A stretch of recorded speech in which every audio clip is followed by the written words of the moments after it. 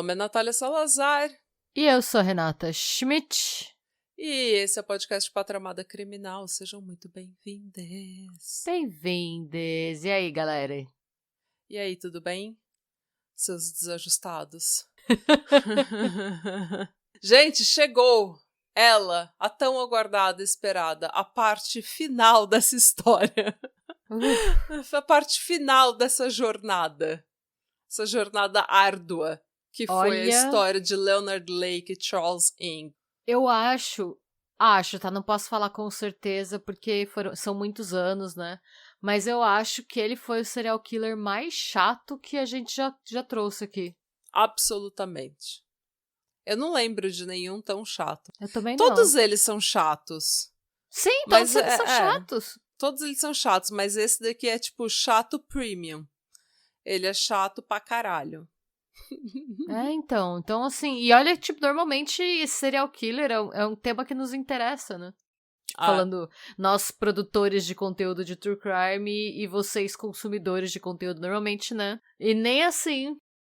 Não, nem assim. Mas eu perguntei no episódio passado se vocês estavam gostando desse tipo de série, se vocês queriam receber mais serial killers, mais casos clássicos e blá blá blá. E várias pessoas vieram me falar que sim, que gostariam de receber mais serial killers, mais pesadões e esse tipo de coisa, mesmo casos mais famosos, porque a gente sempre traz uma perspectiva diferente. Então, estará na agenda. Traremos. Eu tô até surpresa, porque eu tinha muita certeza que eu ia ser cancelada por ter falado do Unabomber. Mas aí eu percebi que um monte de gente concordou comigo. Concordou com você e pediram o episódio do Unabomber. Então... Olha, tá anotado, sim, porque eu assumo a responsabilidade porque eu defendi. Foi eu que trouxe o assunto do Unabomber. Não sei nem de onde você que é apaixonada por ele. Eu não sou apaixonada entendeu? por ele. Você que gosta, que simpatiza, que não adora. Não simpatizo entendeu? com ele. O problema dele é ele ser o Unabomber. Tudo bem. Cada um. A gente respeita todo mundo aqui nesse podcast. Pelo amor entendeu? de Deus, não vai falar que eu simpatizo com o Unabomber. Isso não é verdade. Meu único ponto do Unabomber é que ele é menos chato do que o Leonard Lake. É só o que também, isso. Tipo, vamos concordar que não precisa de muito não, pra a ser régua menos tá chato baixíssima. que o Leonard Lake. Foi só o meu único ponto é que pelo menos o Unabomber escreveu um texto diferente. Ele pelo menos fez um manifesto interessante, né? O Leonard Lake, até o manifesto dele é tipo maçante e basic. Tipo, é o discurso básico de todo incel que comete esse tipo de massacre. Péssimo. Sejam melhores. Tá? Mano, você é um desajustado. Mas vamos lá, gente. Vamos à história de hoje. O final, a parte que conclui a nossa jornada nessa série. Mais uma vez, a minha fonte para essa série foi o livro Die For Me, de Don Lasseter, ou Morra Para Mim.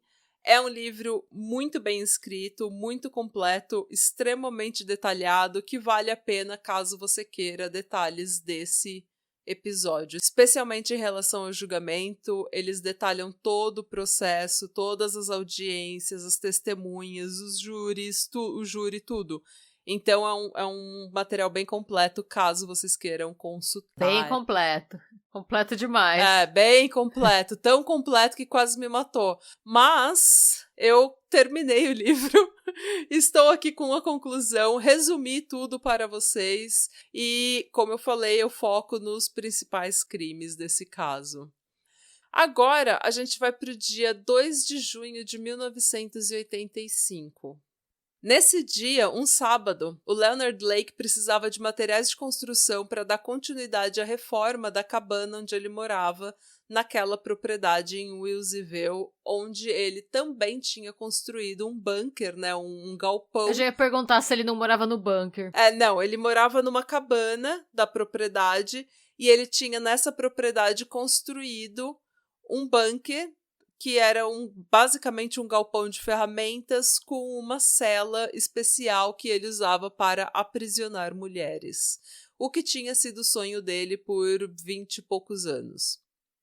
Por isso, né, porque ele precisava, era um sabadão, ele ele tava lá querendo fazer os projetinhos de sábado, reformando a cabana que ele morava, e ele e o Charles foram até uma loja de material de construção.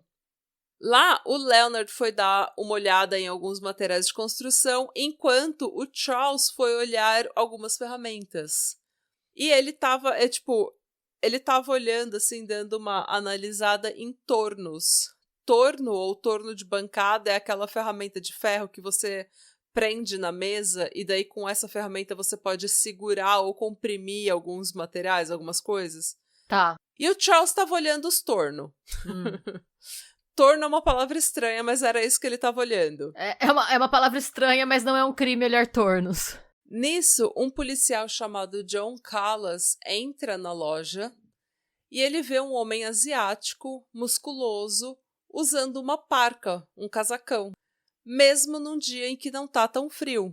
E ele, policial, fica meio desconfiado, né? Porque policial tem um sexto sentido. Ele vê que esse homem asiático com esse casaco tá carregando um torno. Mas ao invés de pagar, o homem apenas vai até a porta da frente e sai da loja. Ele só rouba o torno. Ele só rouba, isso é comum porque ele e o Leonard, eles estão acostumados a roubar. Eles estão acostumados a furtar. O Leonard falava, pra que pagar se você pode roubar? Então, e todas as vítimas que eles faziam era uma vítima meio que de oportunidade. Era sempre pra roubar, pra vender coisas de valor da vítima, pra assumir a identidade da vítima e pegar dinheiro da vítima. Então era sempre, era hustle, eles estavam fazendo isso já há anos. Então o policial, né, desconfiado, não querendo fazer uma cena, ele vai até o caixa e pergunta se alguém na loja vendeu um torno naquele dia. E o caixa verifica e diz que não, que nenhuma venda de torno foi registrada naquele dia. Ou seja... Eles vão até o estacionamento e lá eles veem o Charles próximo a um Honda Prelude Copper, como eu falei que era é o mesmo carro que o Leonard pegou a Kathleen no trabalho no último episódio. Ele vê o Charles vê o policial e os funcionários vindo até ele, entende que ele foi flagrado e vaza, dá um perdido e sai andando. 2, nem me viu, já sumi na neblina. Exatamente. E daí eles vão até o Honda Prelude para ver se dentro do carro eles conseguem ver alguma coisa, né? Alguma coisa que possa identificar o tal homem. E eles veem que o porta-mala do Honda não tá completamente fechado e resolvem abri-lo. E lá eles obviamente encontram o tal torno que o policial viu o Charles carregando. Enquanto eles ligavam para a polícia, o Leonard se aproxima do policial e pergunta se ele pode apenas pagar pelo torno. Não precisa ligar para ninguém, eu posso, por favor, apenas pagar pelo torno? E o policial, John Callas, fala, olha, enquanto ele está com o telefone na mão, ele fala, olha, eu sou só um cliente aqui, você tem que conversar com os funcionários, não sou eu que resolvo isso. E a polícia é chamada e quando o policial Daniel Wright chega, ele checa a placa do Honda Prelude Copper. Cobre, né? A placa 838WFQ estava registrada no nome de um homem chamado Lonnie Bond. Mas ela não deveria estar num Honda. Ela deveria estar num Buick. O policial olhou dentro do Honda e viu o tal torno, ainda com a etiqueta de preço, e imaginando que mais coisas dentro do carro fossem roubadas, ele começou a meio que investigar, né? Ver o que ele podia achar ali que, sei lá, pudesse dar um flagrante no Charles ou identificar esse homem, porque o homem tinha vazado. Ele encontrou então uma mochila com uma arma calibre 22 com silenciador. E checando o número de série da arma, ele recebeu a informação de que a arma tinha sido comprada recentemente por um homem chamado Robin Scott Stapley, em San Diego. E nisso, enquanto ele tá ali no Honda, verificando, vendo o que eles conseguem achar, chamando a polícia no rádio para verificar a placa, verificar número de série da arma e tudo mais, o Leonard sai da loja, vê a polícia E já vem dizendo, olha, desculpa, meu amigo se apavorou, ele não pagou o torno, mas eu já fui lá, já paguei, não precisa se preocupar, nada pra ver aqui, nothing to see here, sabe? Tipo, tentando passar assim um pano, fingindo que nada aconteceu. Só que o policial, né, ele já tinha visto que o Honda... Tava uma situação super shady. Porque o carro tava no nome de um homem, a arma tava no nome do outro, entendeu? A placa do carro devia estar num outro carro. Enfim, pro policial, o Leonard se apresentou como Robin Scott Stapley. E ele apresenta uma carteira de motorista com esse nome. E daí ele diz que sim, que ele não é o dono do carro, né? Que o carro pertence a um homem chamado Lonnie Bond, mas que o Lonnie tá em algum lugar no norte da Califórnia e que ele não tem um telefone. Mas relaxa, o carro, ele sabe que eu tô com o carro dele, não tem problema nenhum, confia, relaxa, tudo sob controle, tá? E o torno está pago. O policial, porém, acreditando que o carro e a arma possam ser roubados, prende o Leonard sob o nome Robin Scott Stapley porque o porte de armas é legal, mas o porte de silenciadores não é. Então, nessa coisa técnica ali, ele falou, tá bom, tá muito estranha essa situação, eu vou te prender. E daí você presta depoimento e explica essa situação toda aí na delegacia. Falou, camarada? É o seguinte, te achei shade. É o seguinte, não fui com a tua cara, você é um desajustado, mano. Mas olha, nessas coisas, né, pensa no caso da Gisele Pelicot. O cara foi preso no mercado também por uma coisa, tipo, por espiar embaixo da saia das mulheres. Uma coisa nada a ver. Se alguém que... Então, uma coisa que, tipo, não tá diretamente relacionada. Se alguém do deixa disso convence a pessoa a não dar queixa, né? Como já tinha acontecido uma vez em outro mercado e não quiseram dar queixa, né? Ou se esse policial simplesmente fala, ai, cara, isso daí... O cara me apresentou uma carteira de motorista com o nome Robin Scott Stapley, ele é o Robin Scott Stapley, a arma tá no nome Robin Scott Stapley, tá ótimo, vou fingir que ele pagou o negócio, o torno, exatamente, então vou fingir que nada aconteceu e vou ter um dia tranquilo de trabalho. Não teve nenhum prejuízo aqui, tudo bem, tudo certo. Mas não, ele foi esperto, ele falou, tá bom, então, silenciador, o porte de silenciadores é legal e você vai prestar depoimento na delegacia. Depois que o carro é guinchado, esse mesmo policial faz uma revista mais precisa e ele resolve verificar o número de identificação que está no painel do carro. Aparentemente está tudo registrado, não sabia disso, fiquei horrorizada. Ele descobre que esse carro não está ligado ao nome Lonnie Bond, mas sim a um homem chamado Paul Cosner, que tinha desaparecido 9 meses antes, depois que ele foi mostrar esse Honda para um possível comprador que tinha visto seu anúncio no jornal. Então, nossa, como que eles conseguiram tudo isso de informação? Então, porque é isso que eu tô falando, tem um número de registro do carro que estava no painel, que tá no painel do carro. Uhum. E daí, quando ele fez a checagem da placa, ele viu que aquela placa não pertencia àquele Honda. Tá. Tipo, a placa estava registrada ao Lonnie Bond. Tá. Mas a placa não pertencia àquele Honda. Uhum. Então, de quem que era esse Honda? Daí ele viu esse número de série de registro no painel do carro, resolveu verificar e ele estava registrado, esse carro estava registrado no nome Paul Cosner. Tá. E daí ele viu quem é que esse era, esse Paul Cosner, e ele viu que esse cara tinha anunciado esse Honda para vender uns meses atrás, e quando ele foi mostrar esse Honda para um possível comprador, ele desapareceu. Tá. Ou seja, o Honda Prelude pertence a um homem chamado Paul Cosner. Que sumiu, que tá desaparecido. Esse Honda carrega uma placa que está registrada no nome Lonnie Bond e que deveria estar num Buick, não num Honda. Uhum. E a arma calibre 22 está registrada a um nome chamado Robin Scott Stapley. Uhum. Claramente, o homem que eles prenderam tem muito o que explicar. Pois é. Né? A situação toda é extremamente shade. Vai criando-se um clima terrível. Na delegacia de polícia, o Leonard, que ainda tá sob o nome Robin, começa a ficar nervoso. Ele admite que o nome dele é, na verdade, Leonard Thomas Lake e que ele é um fugitivo procurado em Mendocino County por aquele porte legal de armas, que foi quando ele e o Charles foram presos juntos. E ele simplesmente pagou fiança e fugiu. Ele fala que é só por isso que ele tá nervoso. É. Ele diz que o amigo, o asiático que roubou o torno, se chama Charles Cheetah Inc. e que ele tinha servido em Leavenworth, né, uma prisão no Kansas. O que é verdade. Nossa, mas que cagueta. Ele é muito amigo, né? Então.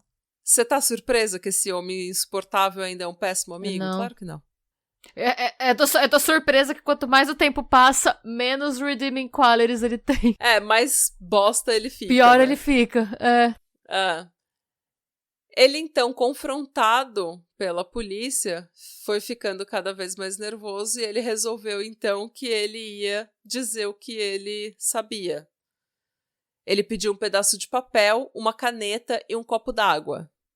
O policial providenciou tudo e saiu da sala por um momento, né, para dar privacidade para o Leonard. No papel, o Leonard escreveu: Querida Lynn, eu te amo, eu te perdoo. Liberdade é melhor do que tudo. Diga a Janet que eu a amo. Mãe, Patty, a todos, me perdoem pelos problemas. Com amor, Leonard. E Lynn é a Clara Lynn Cricket Ballas, que é a namorada dele, né? A ex-esposa dele. Ele então tirou do colarinho uma pílula de cianeto e tomou com um copo de água. Quando o detetive voltou para a sala de interrogatório, o Leonard estava convulsionando e estava com um pulso muito fraco. Nossa, mas como que deixaram ele entrar com esse comprimido, né? Tava escondido no colarinho, ele carregava com ele o tempo todo. Tá. Foi o que eu falei, ele falava pra todo mundo que ele tinha no dente, o cianeto no dente oco, como se ele fosse... Mas ele tinha pílulas de cianeto no bunker, na casa dele, e ele carregava uma com ele o tempo todo, porque ele sabia que uma hora ou outra ele ia ser pego. Tá. E ele falava pra todo mundo que quando ele fosse pego, ele não ia passar um dia na prisão, porque ele ia se matar com cianeto. Ele falava isso pra todo mundo. E ele cumpriu, pelo menos isso. Pelo menos, no fim das contas, pelo menos ele era consistente. Apenas isso. E assim, gente... Só nisso. Você pode falar o que você quiser dele, mas no final das contas, pelo menos ele matou um serial killer. É verdade. Essa piada foi roubada do Jimmy Carr. O Jimmy Carr tem uma piada que ele fala... Pode falar o que você quiser do Hitler, mas no final foi ele que matou Hitler. É verdade. Bem, gente, ele foi levado às pressas para o hospital, onde ele, em coma, foi colocado em respiração assistida. Fazendo mais uma revista no Honda, eles encontraram, com o uso de luminol, várias manchas de sangue por todo o carro. Eles também encontraram fotografias do Leonard com uma mulher de topless, né, sem a blusa, um recibo de uma agência de viagens para Charles Gunner, aquele melhor amigo, né, padrinho de casamento do Leonard, que o Leonard matou no episódio passado, e um cartão bancário no nome de Randy Jacobson. E vários cartões de identificação, né, tipo, várias identidades com o nome Robin Scott Stapley. Sob o assento, eles encontraram, embaixo do assento do carro, eles encontraram uma conta de luz e gás no nome de Clara Lynn Ballas, né, da Cricket, com um endereço de caixa postal em Wilsonville. Eu tenho uma dificuldade em falar Wilsonville também, que pelo amor de Deus, é uma palavra estranha também. Wilsonville. O documento mostrava leituras recentes no medidor de luz, indicando que alguém estava usando energia elétrica naquela propriedade. Quando a polícia encontrou a Cricket, né, a Clara Lynn Ballas, ela disse que ela e o pai dela, de fato, eram donos dessa tal propriedade, mas que ninguém morava lá há anos. Eles pediram, então, para eles verificarem a propriedade, né? E ela, com medo de dizer não, concordou, dizendo que ela encontraria com os policiais lá no outro dia, às 10 da manhã. No dia seguinte, ela e a mãe do Leonard, a Glória, encontraram com a polícia naquela propriedade, né? E ela admitiu que ela tinha estado na cabana na noite anterior e retirado alguns itens pessoais que ela não queria que a polícia encontrasse porque eles eram privados. Que safada! Evidência. Ela retirou toda a evidência que a incriminava. Que colocava, que a incriminava, mas também a quantidade obscena de pornografia que ela tinha produzido com o Leonard, né? Porque eles tinham sextape, eles tinham fotos, composite, no artístico, eles tinham tudo. Que safada! E a polícia ficou... O policial... a polícia, né? Os policiais que estavam lá ficaram putos com isso. Ué, porque claro, né? Ela mexeu numa possível cena de crime, mas eles resolveram não fazer muito barulho porque eles ainda não tinham um mandado de busca, né? Eles estavam só na boa vontade dela indo lá ver a propriedade porque ela aceitou abrir a propriedade para eles. Não, Ju, nesse sentido eu entendo. Então eles não dá pra julgar também, né? Eles meio que falaram, que bosta, mas tá tudo bem, vamos lá, vai. Na cabana, eles viram uma poltrona marrom. A tal poltrona marrom que a gente já falou tantas vezes. E uma das policiais que estava lá, ela era uma mulher chamada Irene Brum. Ela trabalhava no departamento de pessoas desaparecidas, porque até então, como o Paul Cosner estava desaparecido, o Lonnie Bond estava desaparecido e o Robin Scott Stapley estava desaparecido, esse não era um caso de homicídio, concorda? Eles estavam ainda trabalhando com a possibilidade de pessoas desaparecidas. E ela estava trabalhando num caso, uns meses antes, de uma família que a gente já falou no episódio passado, que foi a família Dubs, que foi a família que eles assassinaram. Essa família desapareceu e todo o equipamento de som e vídeo que eles estavam vendendo, que o Harvey, o pai, estava vendendo, foi roubado do apartamento deles. E ela estava trabalhando nesse caso. Nossa, que coincidência. E daí ela entrou na cabana tal, e ela viu aquela poltrona, tralalá, e numa prateleira ela viu um videocassete e um duplicador de vídeo, e os dois eram sofisticados e caros. Meio que destoava do resto da cabana, sabe? Que a cabana era um lugar mega simples. E naquela época isso esse tipo de coisa não era encontrado em qualquer lugar. Não, gente, a gente tá falando de 1985. Um duplicador de vídeo e um videocassete sofisticado era uma coisa que custava uma fortuna. E era coisa que você achava, era muito difícil alguém que não fosse um profissional da área, um estúdio, ter em casa. Exatamente.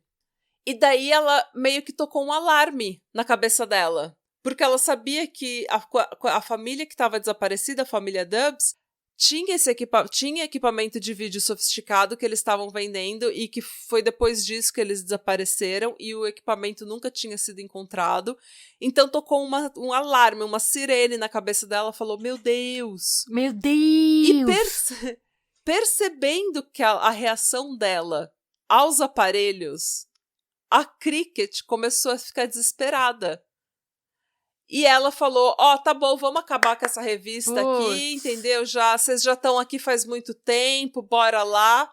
Só que a Irene, esperta que ela pegou o rádio do amigo, anotou o número de série do videocassete e ligou para o departamento de pessoas desaparecidas para ver se batia com o número que eles estavam investigando, né?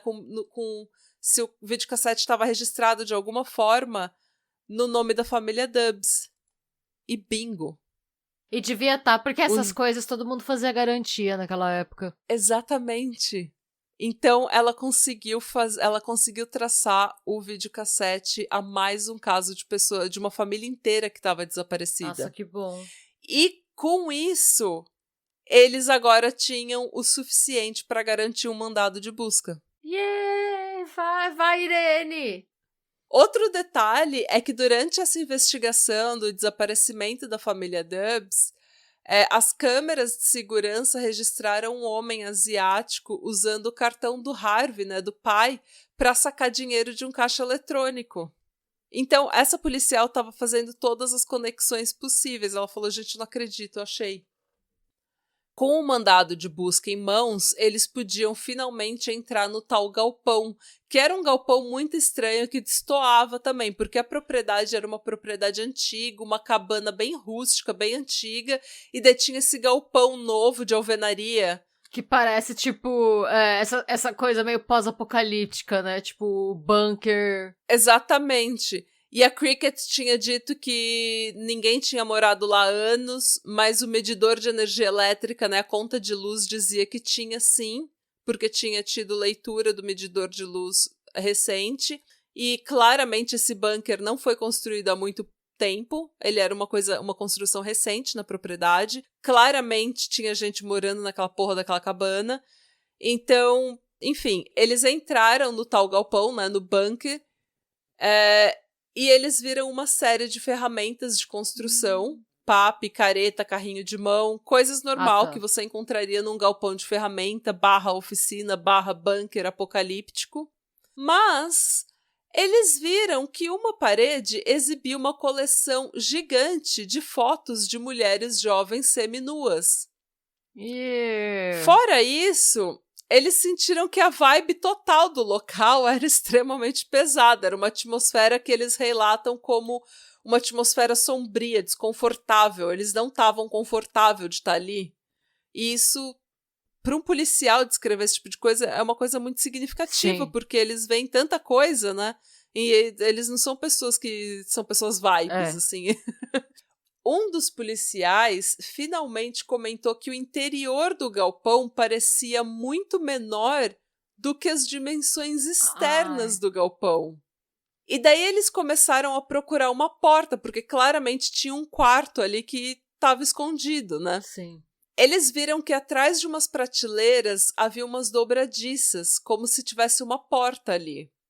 Só que o que era mais assustador ainda é que essas dobradiças estavam tortas, como se alguém do outro lado da porta tivesse tentado sair, tivesse batendo na porta tentando sair. Eles então conseguiram um segundo mandado de busca e abriram a tal porta.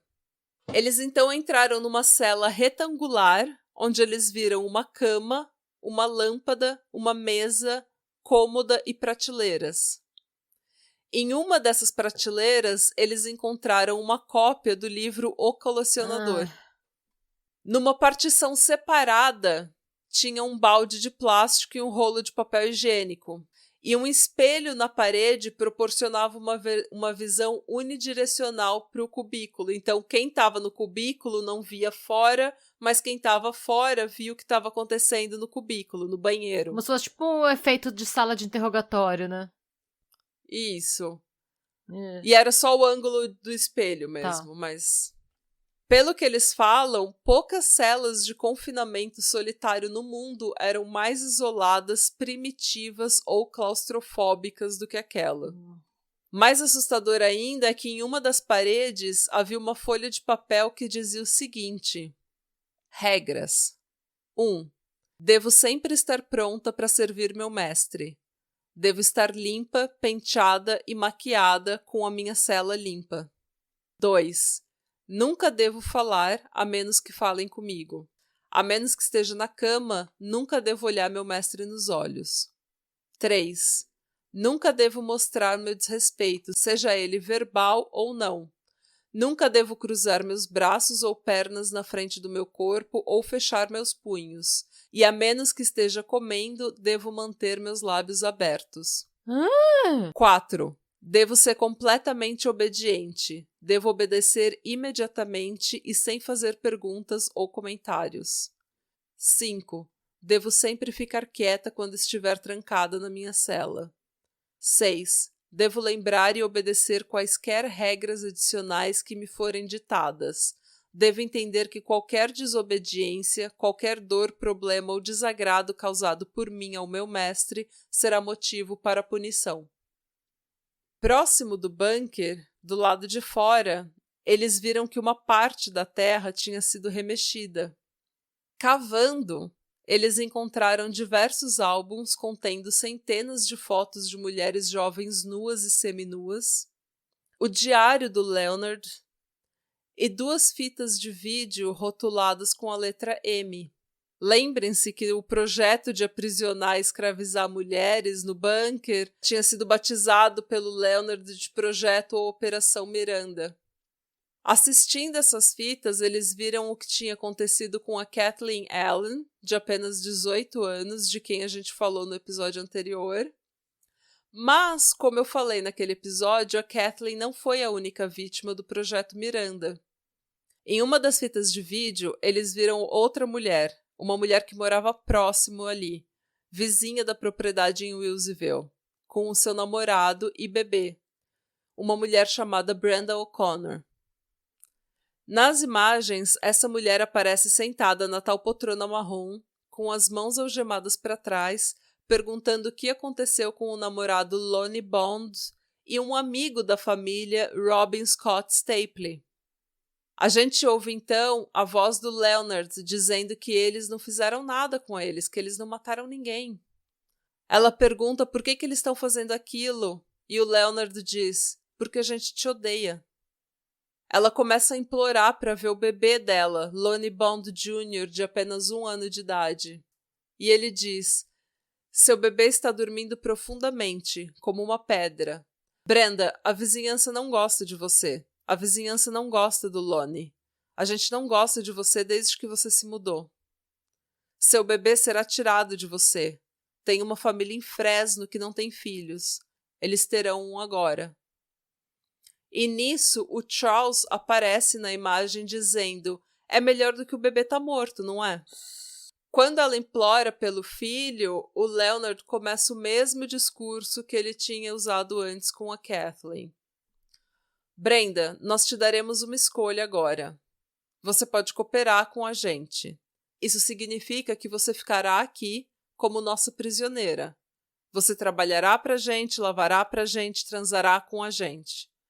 Ou você pode dizer não, não quero fazer isso. Nesse caso, nós iremos te amarrar, estuprar e assassinar. A escolha é sua. Desesperada, a Brenda, assim como a Kathleen, diz, eu vou cooperar. E o Charles aparece dizendo, uma sábia escolha.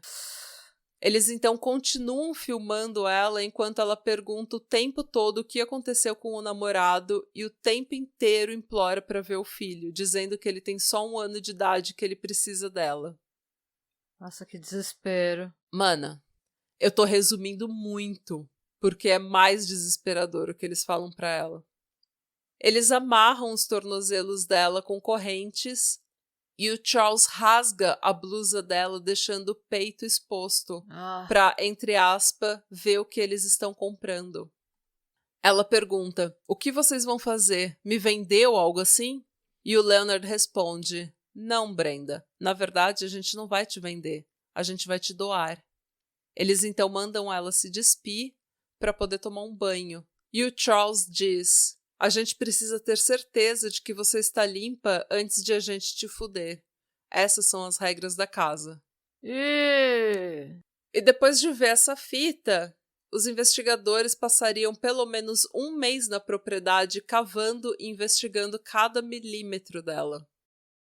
Diversas áreas da propriedade apresentavam sinais de escavação e pelo menos 6 áreas apresentavam sinais de queimadas com fogo extremamente quente.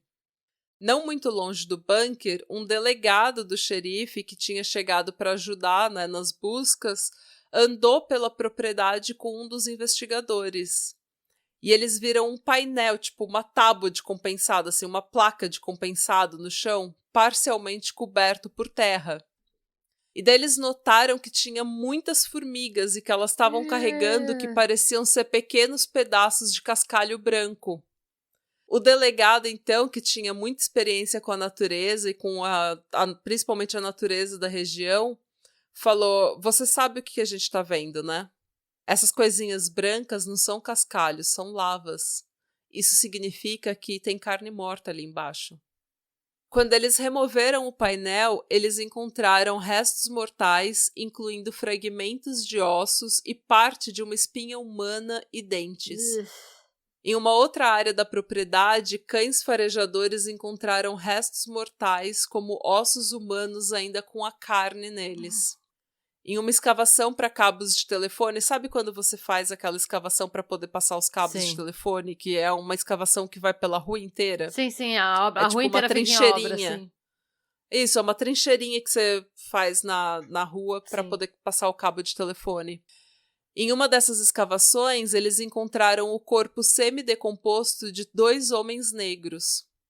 Um deles pertencia a um homem chamado Maurice Rock, que tinha morado com o Leonard em uma pensão em São Francisco. Lembra que eu falei que quando o Leonard se separou da Cricket, ele, como fugitivo, ficava mudando de lugar para lugar de apartamento para pensão, para hostel, pra motel, pra hotelzinho, pra motelzinho, pra casa de amigo. Sim. Então, numa dessas ele foi parar numa pensão e ele morou com esse homem, Maurice Rock. O outro homem nunca foi identificado. 2 outros moradores dessa pensão também seriam encontrados na propriedade. Randy Jacobson, um veterano de guerra do Vietnã. O corpo dele estava coberto com cal e ele tinha ingerido cianeto. E Sherry Okoro, a amiga do Maurice, que também tinha desaparecido na mesma época que ele. Uma foto dela foi encontrada no bunker. Na foto, ela estava com os punhos algemados num terraço na casa da Cricket.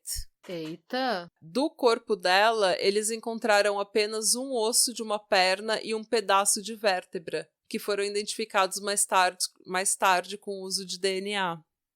As Miranda Girls, né, ou as vítimas do projeto Miranda, Kathleen Allen e Brenda O'Connor, só foram identificadas por fragmentos dentários que foram comparados a registros dentários anteriores. Nossa. Enterrados em barris e caixas plásticas na propriedade, eles também encontraram diversas carteiras de motorista, cartões de segurança social, tipo nosso CPF, né?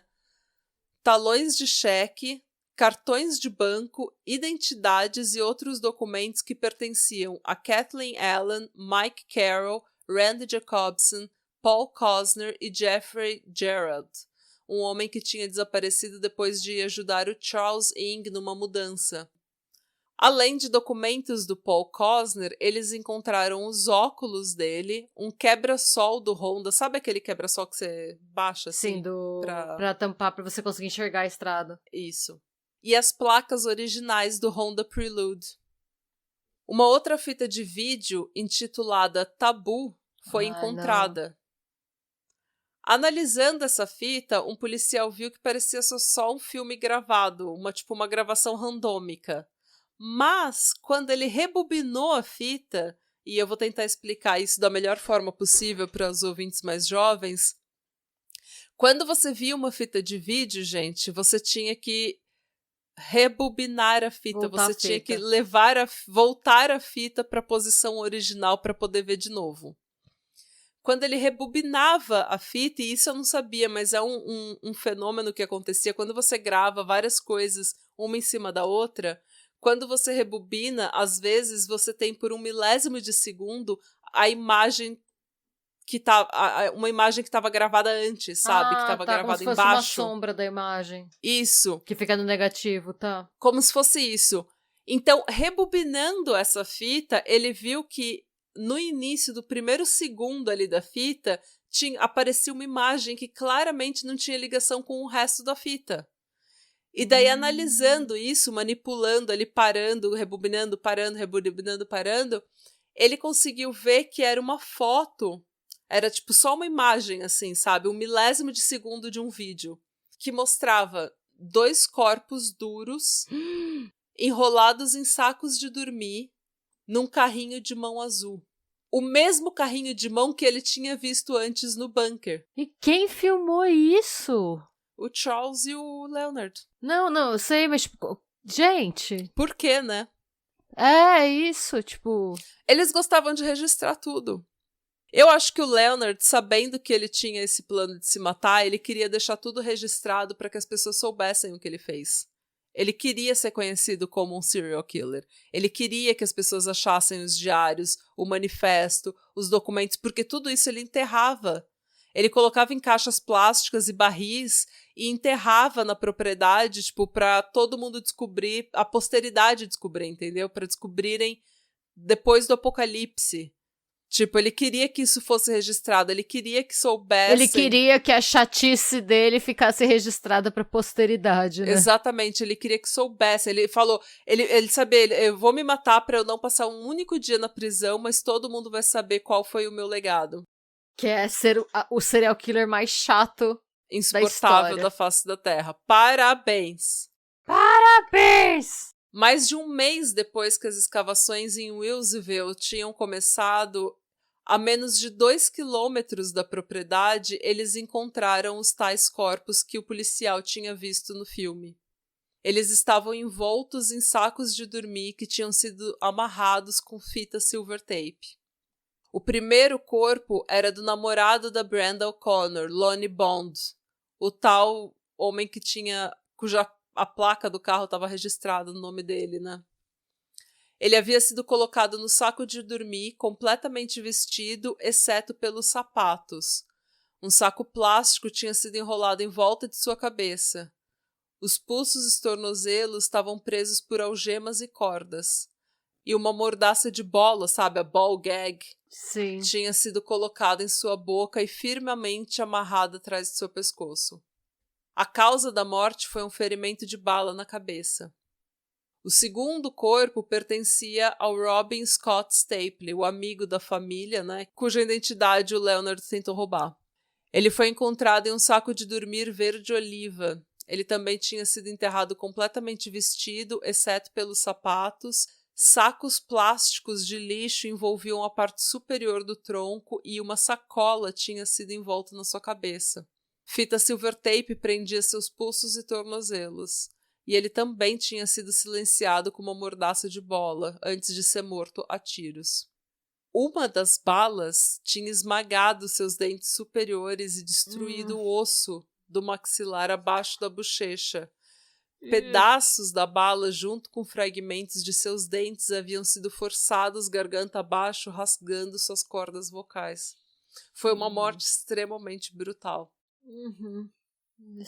E bem, gente, ao todo, milhares de fragmentos de ossos humanos foram recolhidos daquela propriedade.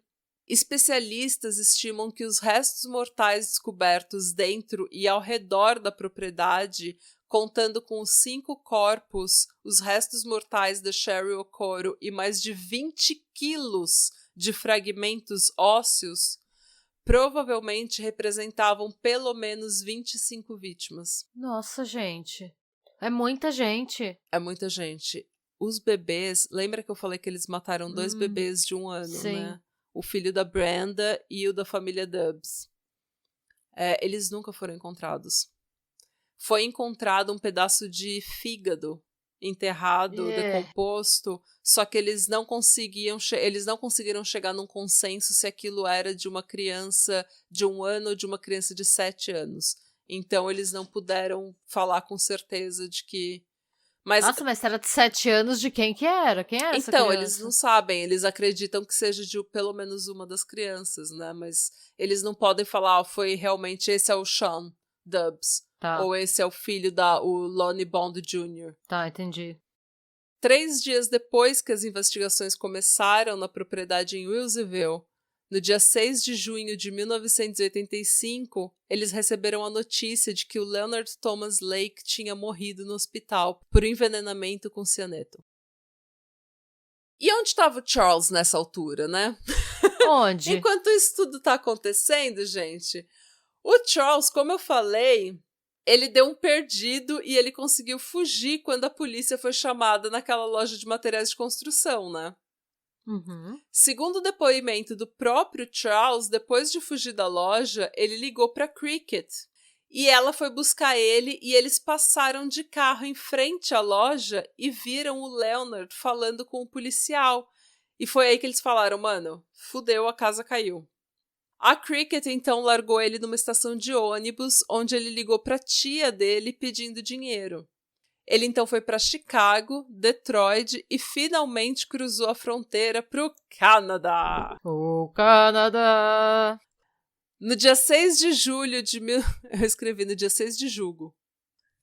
Julgo mesmo. Julgo mesmo. Julgo todos os envolvidos nessa bagunça. No dia 6 de julho de 1985, 2 seguranças de uma loja em Calgary, no Canadá, uma loja de departamento, viram um homem asiático, aparentemente nervoso, colocar alguns itens em uma mochila azul.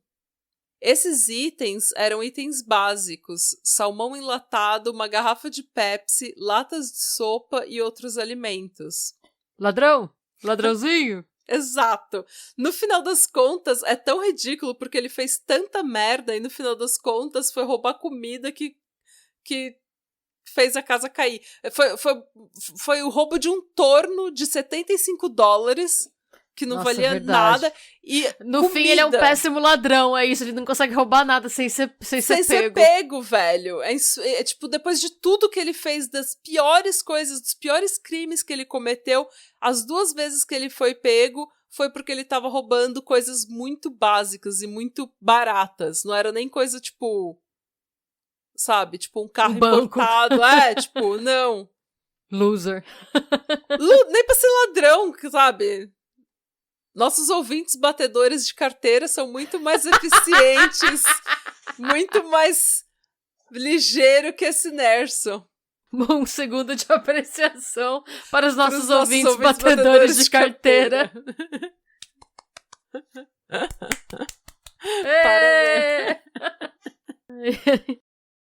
Os guardas então viram que o homem, ao invés de pagar, contornou a caixa registradora e tentou sair da loja sem pagar pelos produtos.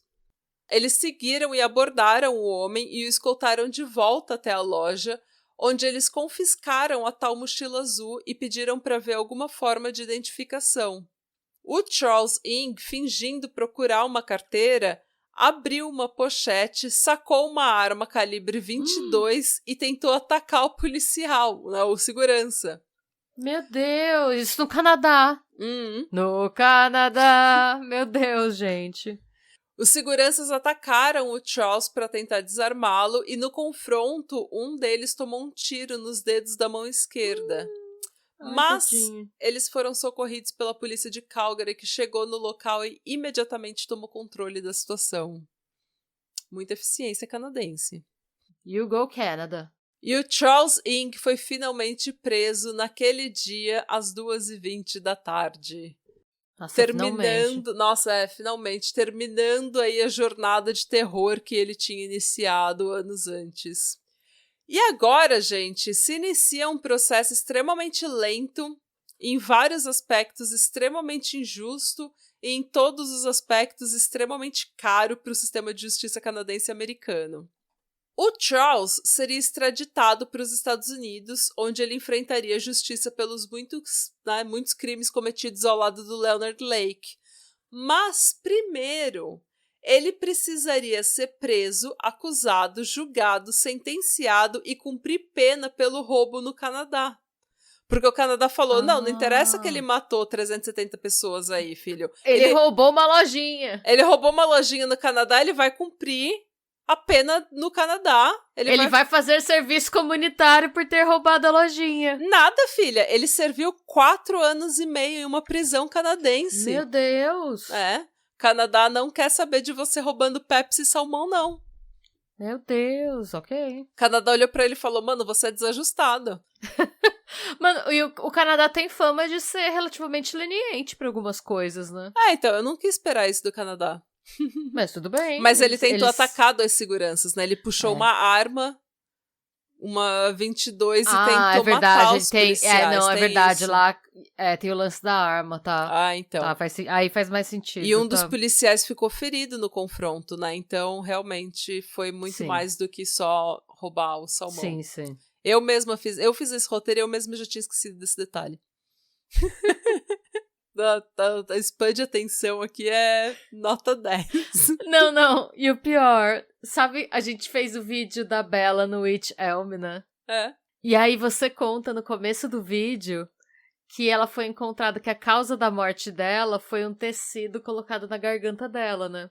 É. Só que a gente esquece disso no meio do vídeo, e aí a gente começa a falar, nossa, será que ela morreu porque ela tava muito inclinada? Será que ela tava bêbada e morreu de hipotermia? Aí eu editando, meu Deus, gente, ela falou no começo do vídeo que ela morreu porque enfiaram um pano na garganta dela e a gente tá especulando que pode ter sido só um acidente, que não era pra ela morrer. Mas eles não sabem, né, se foi alguém que mexeu depois no... Sim, mas eu falei, gente, a nossa spam de atenção. Eu tive que pôr uma nota. A gente esqueceu do pano. Mas tá tudo bem. Esse é nosso jeitinho. Mas eles acreditam que foi o pano. Eles não têm certeza. Estava enfiado até a garganta dela. Até a garganta dela. Não tinha como nos defender. Não. A gente só esqueceu. Eu vou morrer defendendo a gente. Tudo bem. Esse é o grau de delusion. Yes. The Nile is a river in Egypt. Sim.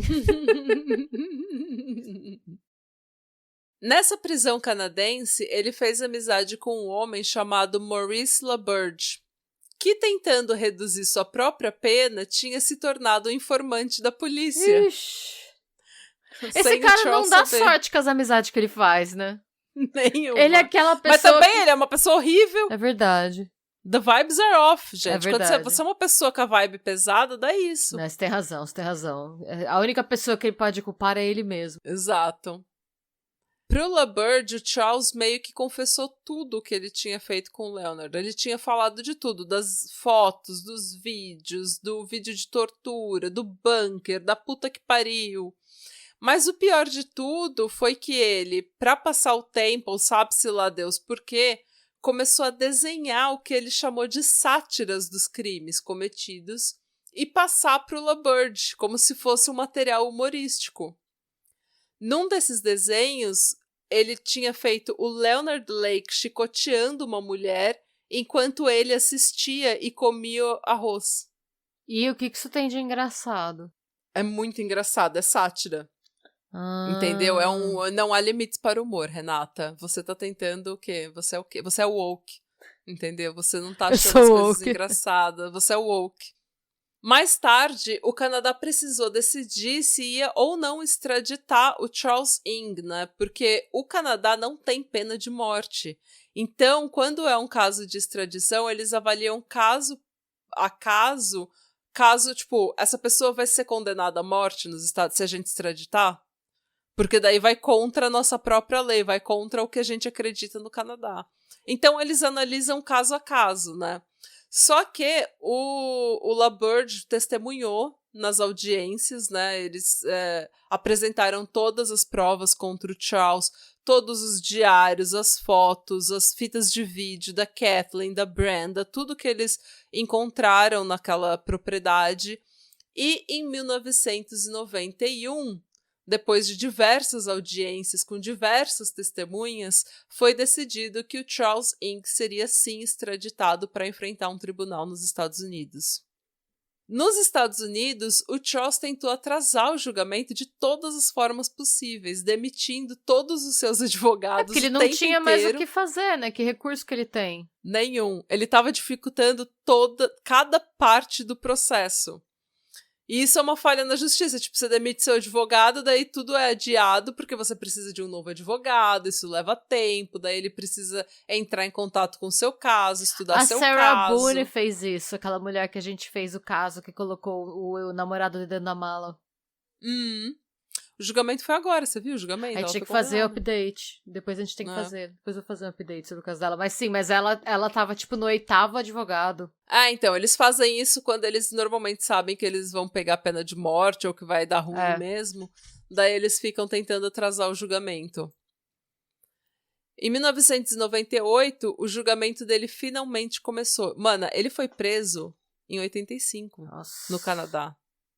O julgamento dele só aconteceu em 98 na Califórnia. Nossa, Ou gente, seja, mas tudo isso por conta de atraso dele ou por conta de... Não, porque ele ficou 4 anos e meio no Canadá, daí teve o processo, as audiências pra ver se ele ia ser extraditado ou não. Tá. Daí em 91 ele foi extraditado. Tá. E daí demorou até 98 porque ele ficava atrasando o julgamento e trocando de advogado e atrasando o processo inteiro. Mas não tem um limite pra quantas vezes você pode trocar de advogado? Deveria ter, né? Aparentemente é 7 anos. Porque foi isso que levou aqui. Nossa, gente. A defesa não tinha como alegar que ele não estava envolvido nos crimes, porque ele claramente aparece nos vídeos muito envolvido no crime. Sim. Então, tipo...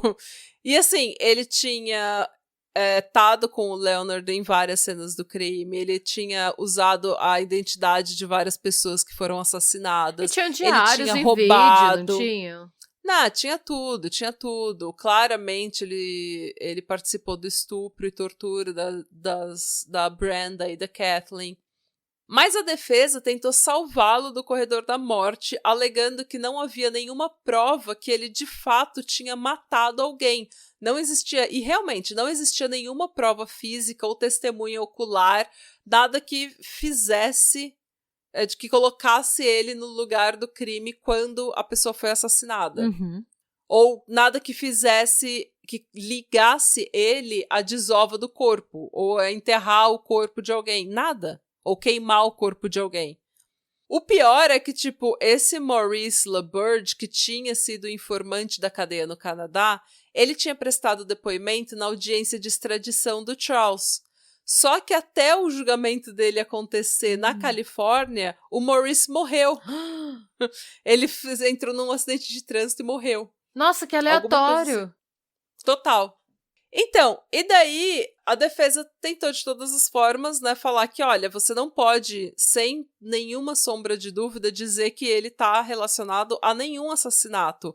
E o que carrega a pena de morte são as acusações de assassinato. Então, a defesa estava tentando fazer com que ele passasse a vida na prisão, né? Tá, porque falando que você não consegue provar beyond a reasonable doubt, né? Tipo, além de uma dúvida razoável. Além de uma dúvida razoável que ele matou alguém ou que ele estava no local quando alguém foi enterrado e queimado. Ele poderia ser só toda. o acessório, né? Ele podia ser só a pessoa que sabia que ajudava, mas não ser o autor. Aí ele não poderia ser condenado à morte. E a acusação de roubo, de estupro, de conspiração, de acessório ao assassinato, nada disso carrega pena de morte. Então era isso que a defesa estava tentando fazer, e eu entendo porque realmente não tem nenhuma prova física e nenhuma testemunha ocular, então eu entendo que a defesa tinha que tentar isso mesmo, porque ele merecia um julgamento justo, apesar dele ser uma pessoa horrível, né? Já é mais clemência do que ele teve com as vítimas, né? Exatamente. A defesa alegou ainda que o Charles tinha transtorno de personalidade dependente, que, segundo a nossa amiga Wikipédia, é caracterizado por uma excessiva dependência dos outros para tomar decisões, baixa autoestima, medo patológico de ser abandonado, submissão passiva às vontades do outro e dificuldade em expressar as próprias vontades e necessidades. Então, assim, segundo a defesa, o Charles cresceu sozinho em Hong Kong, com pais muito rígidos e um pai que batia muito nele, que tinha altas expectativas para ele, que batia muito nele. A gente falou disso no episódio passado. E que por conta disso, ele tentou fugir para a América. E daí ele tentou roubar as armas da Marinha para ver se ele conseguia se provar e conquistar a aprovação dos amigos dele na Marinha. E ele fez porque ele queria dinheiro também, né? Ele fez porque ele queria dinheiro, né, gata? Ele não fez por causa de aprovação nenhuma. Ele nem gostava daquela gente. É verdade, ele ficava lá com os nunchuck dele, fazendo a arte marcial dele sozinho, tranquilo. Mas, segundo o advogado dele, ele estava tentando se enturmar, tentando ganhar a aprovação dos outros, porque ele não bebia, ele não fumava, ele não usava droga, ele não catava mulher. Então, ele queria, de alguma forma, ganhar o respeito dos amigos, sabe? E ele queria se provar pros pros colegas de marinha, sei lá. Você me parece tão Carla Romolka essa defesa. Então, e daí a defesa também falou que quando ele conheceu o Leonard Lake, ele teve a família que ele nunca teve, amigos que aceitavam ele como ele era, que gostavam dele. O Leonard era 20 e poucos anos mais velho que ele, tinha servido a marinha. Lembra que eu falei que na marinha ele aprendeu esse negócio de ser super fiel à marinha e aos companheiros de marinha? A corporação, né?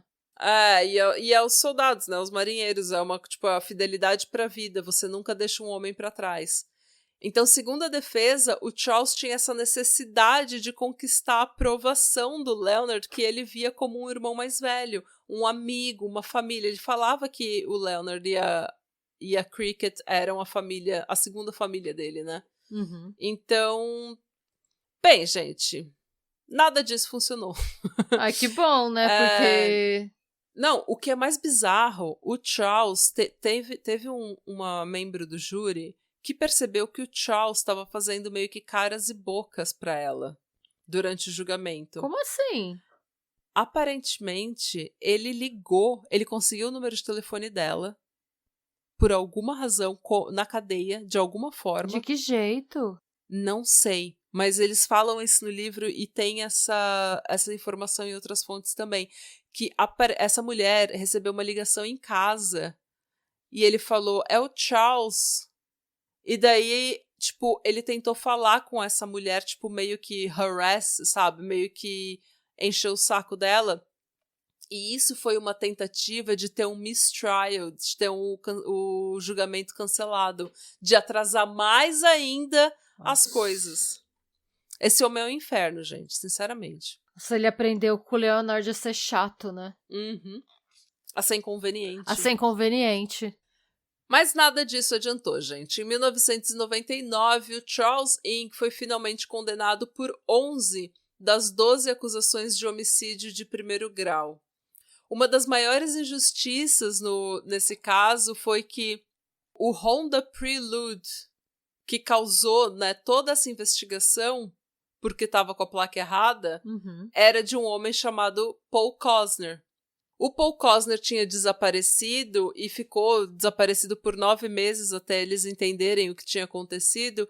E enquanto tudo isso estava acontecendo, a irmã dele e a mãe dele ficaram procurando esse homem de todas as formas. Ai, colocando anúncio no jornal, contratando investigador particular, tudo. Elas fizeram de tudo para tentar achar esse homem. E daí, quando elas finalmente acharam, elas ficaram pressionando, porque elas para esse julgamento acontecer, para as coisas acontecerem, para a investigação acontecer. E foi o Honda dele que deu esse kickstart, que deu o pontapé inicial em toda essa investigação. O estopim da investigação. E que trouxe à luz todas as histórias dessas vítimas. Porém, eles nunca conseguiram ligar o desaparecimento do Paul Cosner. Ah, está brincando. E esse foi o único que o júri não conseguiu chegar numa decisão de que se ele era culpado ou não, e acabou sendo um mistrial, né? Essa acusação acabou sendo cancelada. Então, Mano, a irmã e a mãe do Paul Cosner tinham ido até o Canadá para ver as audiências de extradição do Charles. Elas seguiram tudo, elas gastaram uma fortuna para fazer tudo acontecer. Mas eles nunca conseguiram provar que o Leonard e o Charles estavam envolvidos porque os restos mortais do Paul Cosner nunca foram encontrados. Mesmo que o sangue dele tivesse por todo aquele Honda que eles viram com o luminol, mesmo que os documentos e os óculos dele e a placa do Honda tivesse na propriedade, eles nunca conseguiram encontrar nenhum. Nossa, esse lazarento nunca confessou, nunca confessou, falou nada. negou tudo, nunca falou onde o Paul Cosner estava. Ele falou que... ele testemunhou no próprio julgamento. Claro que testemunhou. Ele falou que ele precisava falar a versão dele, falar a história dele. O juiz aceitou. E ele falou que tudo era o Leonard, que o Leonard que gostava daquilo, que ele não queria matar ninguém, mas que ele... Tipo, ele deu várias, assim, explicações, falou que ele tava tentando só ser uma pessoa boa, que ele... Gente...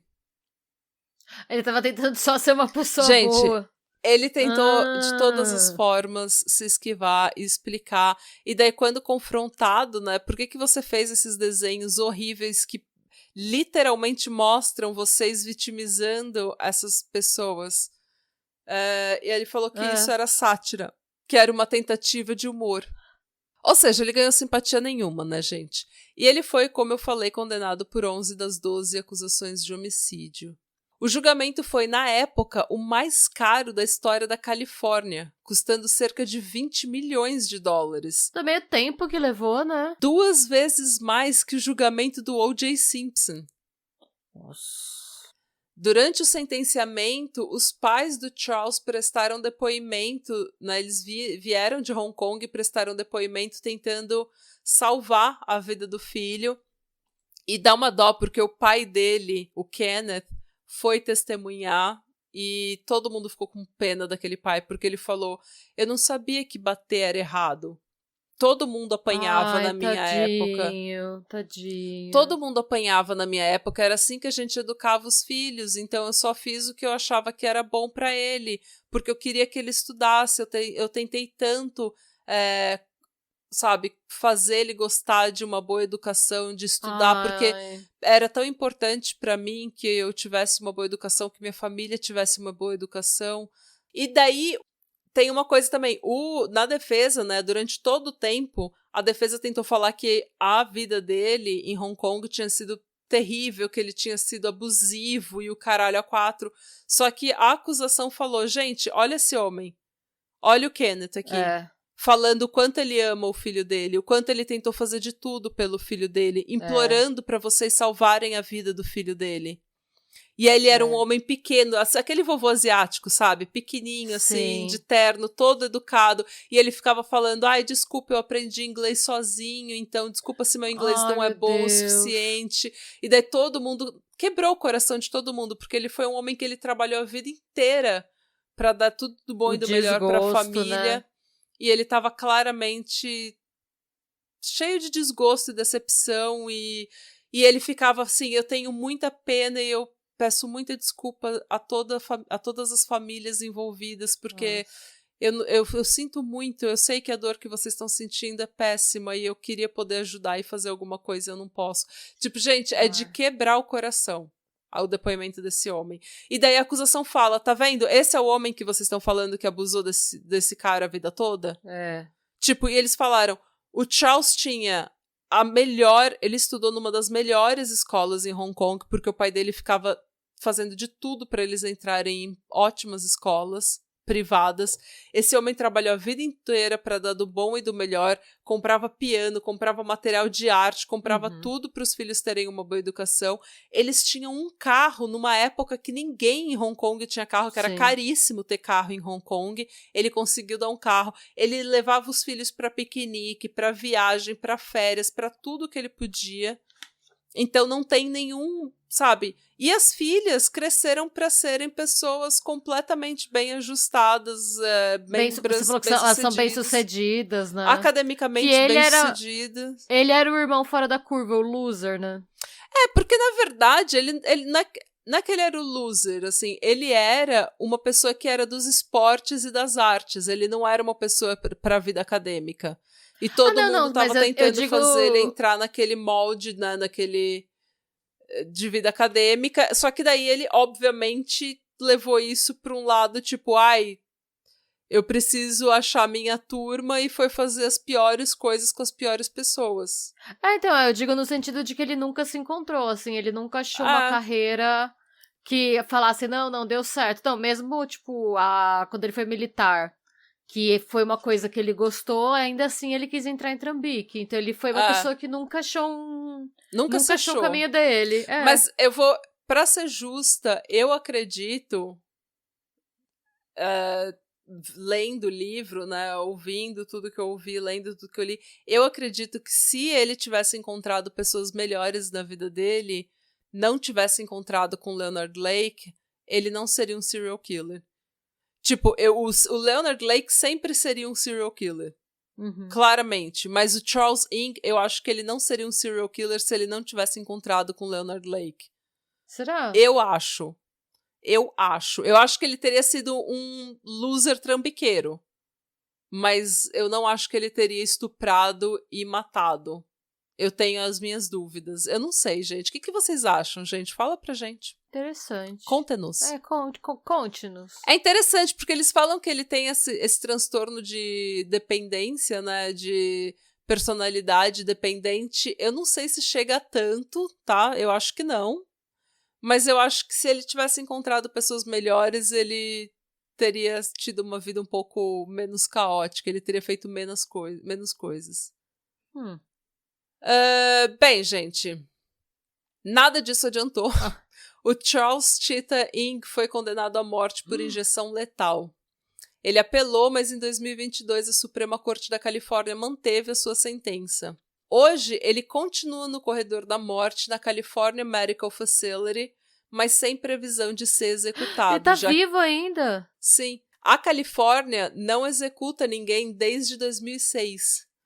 Em 2019, o governador da Califórnia, o Gavin Newsom, colocou uma moratória na pena de morte do estado. Então, uma moratória. Tá? A pena de morte... Tá suspensa. Ela ainda é legal, mas ela tá suspensa no estado. Só que assim, ele apelou e em 2022 a pena de morte dele foi mantida. Tá. A sentença de morte foi mantida, mas eles não podem executar porque a Califórnia todas as não sentenças executa. estão suspensas. Basicamente isso. A pena de morte tá suspensa. E essa é a história de Leonard Lake e Charles Ng. Mas não é só isso. Meu Deus! Tem mais! Porque você deve estar se perguntando o que aconteceu com uma tal de Clara Lynn Cricket Ballas. O que aconteceu com essa safada? Essa vaca meteu uma Karla Homolka. Mano, eu não sei como. Eu acho que é a branquitude, porque não pode ser outra coisa. Não entendo. Ela não podia estar pegando um não policial, entendo. não? Ela não decidiu o que ela queria. Cara, eu não sei, velho. Eu não sei qual que é a pepeca mágica, que a aura de pepeca mágica que essas mulheres têm, que elas conseguem fazer esse tipo de acordo. Por exemplo, o Charles Gunner morreu com tiros. A perícia comprovou que foi tiros de 2 armas. Tá. Que vinham de 2 atiradores diferentes. Nessa época, o Charles Ng estava na cadeia. Quem que estava presente na morte do Charles Gunner? A Cricket e o Leonard. Eu acho que sim. É o que a gente acha, é o que todo mundo acha. Sim. Detalhe, ela claramente recrutava as mulheres que ele tirava foto. No julgamento do Charles, a defesa tentou pintar o Leonard como o único monstro e ele como uma pessoa que meio que só seguia o monstro. Tá. Então eles chamaram várias testemunhas que destruíram a reputação do Leonard e várias testemunhas que testemunharam a favor do Charles, de que ele era um prisioneiro legal, de que ele era respeitoso, de que ele não tentava fugir, de que ele não era violento. Nessas testemunhas, algumas mulheres vieram testemunhar de que ele não só tirava foto, não era só grooming, ele molestava elas. Ele tirou a virgindade de pelo menos 2 que eram menores de idade na época. E algumas ele estuprou, basicamente. A Cricket sabia de tudo isso. A Cricket sabia que esse Nerso tinha o sonho de aprisionar uma mulher num bunker e fazer dela uma escrava sexual. Ela viu ele construindo o bunker. Mas, segundo ela, era tipo, eu nunca achei que ele ia realmente fazer isso. Mas ela viu ele construindo o bunker. Ela achou que ele tá fazendo o quê? Não, meu sonho é construir um bunker pra enfiar uma escrava sexual nele. Construir o bunker. Acho que ele vai fazer um salão de chá. Exato. Ela meteu... É isso que eu falo. Eu não sei como essas mulheres, tipo ela, Karla Homolka, conseguem elas têm alguma aura de pepeca abençoada que... Gente... Mas isso, sabe o que é isso? Isso é o que a Pupeta Maresca falou naquele episódio que a gente fez sobre ela. Que isso é mulher que se aproveita da visão que homem machista tem de mulher, que a sociedade patriarcal tem de mulher. Aí elas falam, não, eu sou só mais uma pobre vítima. Elas se aproveitam do patriarcado. Exatamente. É usar isso me irrita. a seu favor. Mas isso também me irrita, porque isso vem na opressão de outras mulheres. Sim, não, concordo, sim. É um desserviço. Tipo, a Pupeta não tinha isso, mas essa vaca dessa Cricket, ela abusou de várias mulheres. A Pupeta não tinha isso, mas a Pupeta falava alguma coisa no sentido de que, tipo, quando a mulher sabe usar esse estereótipo do patriarcado a favor dela, sim, ela consegue dobrar a justiça. Ela falava que era por isso que ela nunca era presa. Então, mas a Pupeta, ela nunca oprimiu outras mulheres com isso. Ah, não, é isso não. É isso que eu falo. Não, então, tipo, não. Ah, sim. A Pupeta não tinha esse tipo de crime ao redor dela, mas essa vaca isso ela não tinha. E a Karla Homolka, elas usaram isso pra oprimir e destruir a vida de outras mulheres. Sim. E literalmente destruir a vida de outras mulheres, não só figurativamente, destruir e traumatizar. Não, eu fico chocada da Karla Homolka poder ter filho. Casada e com filhos agora. Tipo, de que jeito? Tipo, nenhuma criança tá segura com essa mulher. Segundo as autoridades, né, eles fizeram um acordo com a Cricket de que ela teria imunidade total em todos os 18 casos de assassinato que estavam sendo julgados, se ela cooperasse, dissesse tudo que eles precisavam ouvir e entregasse todas as armas e todas as provas para eles. O que ela fez? Ela cooperou com os investigadores e por isso ela recebeu total imunidade por 18 acusações, 18 assassinatos e serviu um período de 0 dias na cadeia. Mano, que absurdo, É uma né? vaca, desculpa, é uma vaca. O sistema é podre, absurdo. O sistema é patriarcal, mas ela se aproveitar disso e ela falar que, eu não sabia que ele ia fazer. Tipo, você tá recrutando menina jovem pra ele tirar foto, pra ele molestar e você não sabe que ele vai aprisionar. O cara tá construindo um bunker na sua propriedade e você não sabe que ele vai fazer isso. Você sabe que ele matou o Charles Gunner, pelo menos você sabe que ele matou. Se você não tava lá, você sabe que ele matou porque você apresentou... Não, e você teve 25 mil oportunidades de fazer algo a respeito. Você podia ter feito uma denúncia anônima e falado que você não sabia quem tinha sido, sabe? Não ia acontecer nada com você. Exatamente, mas não, ela apresentou ele como Charles Gunner para várias pessoas. Ela sabia que ele recolhia benefício social do Charles e do Donald. Ela sabia que ele matava e roubava as pessoas. Ela sabia de tudo. E ela só queria ficar com esse homem porque ela era kinky, gostava do jeito que ele comia ela e dava dinheiro pra ela. E ela achava que tava tudo bem. Ela é uma psicopata, essa mulher. É isso também. A opinião pública não caiu em cima dela não ter sido presa? Caiu, mas assim, caiu no esquecimento, né? Porque não tem nada ligando ela ao caso. Não tem nada, tipo, você liga ela ao caso, mas você não tem ela ligada a nenhum estupro. Tá. Não existe prova física dela em nenhum estupro. Não existe prova dela presente em nenhuma das gravações do Projeto Miranda. Mas porque ela teve tempo de tirar tudo de lá, também, né? Ela teve tempo pra... Também. Ela tirou um monte de evidência da cabana, né? E agora, essa é a história de Leonard Lake, Charles Inc. e Clara Lynn Cricket Ballas. E esse é o final, finalmente, o final dessa série de terrores da vida real. Nossa, gente... Que terror de verdade, que terror da vida real, tipo... Teve tudo, né? Teve unicórnio, teve rancho, teve estupro, teve assassinato, teve gente chata, teve hippie, teve sobrevivencialismo, teve tudo. Tá igual aquele meme do Huawei, sabe? Tem puta, tem viado, tem satanista, tem... Eu sei que não tá relacionado, mas eu já pensei na Narcisa já. As gay! LGBT! Ai, gente. É isso, gente. Eu espero que vocês tenham gostado. As fotos do caso que estão no livro vão ser enviadas para os nossos apoiadores por newsletter, tanto no Aurelo quanto no YouTube. Então, se você quer ver essas fotos, apoie a gente na Aurelo ou no YouTube.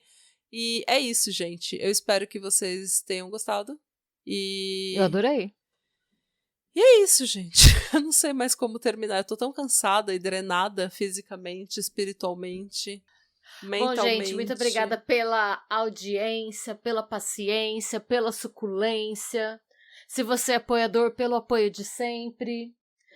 E sejam bons, busquem conhecimento. E a gente ama vocês, gente. Muito obrigada por tudo. Sim. E até mais ver. Até.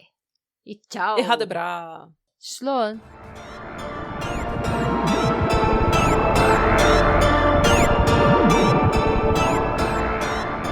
E se você gostou desse episódio e quer receber conteúdo exclusivo sem comerciais, vá até a Aurelo para se tornar um apoiador do Pátria.